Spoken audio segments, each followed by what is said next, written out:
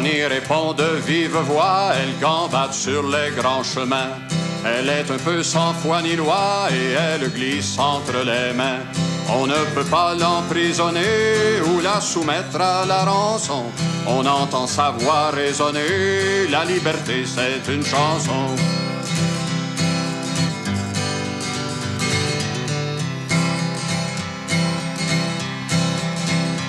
Elle imagine tout ce qu'elle veut, elle est révolte et frénésie.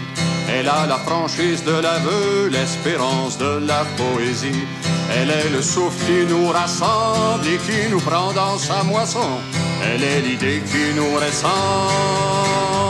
La liberté, c'est une chanson.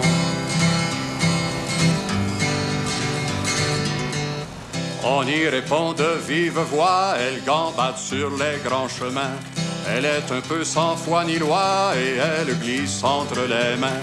On ne peut pas l'emprisonner ou la soumettre à la rançon. On entend sa voix résonner. La liberté, c'est une chanson.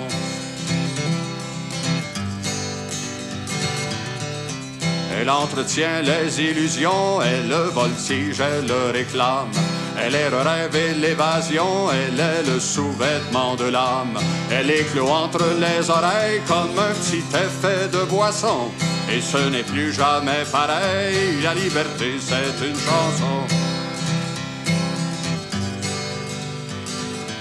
Pierre Vallière, insoumis. Francis Simard, pas plus soumis. Charles Gagnon, tout court. Robert Como, professeur, ex-Felkis. La liberté, c'est une chanson.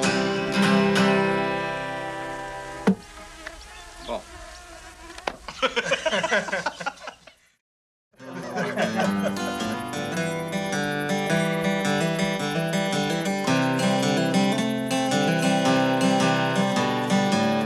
Quand le fantôme de la liberté dans d'autres fantômes vient se concerter, il peut donner aux esprits qu'il hante des visions on ne peut plus différentes, qui en éclairent divers aspects, qui foutent la guerre, qui foutent la paix.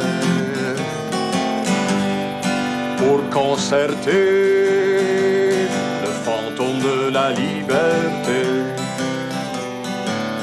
impalpable comme une chanson, les personnages eux-mêmes le sont.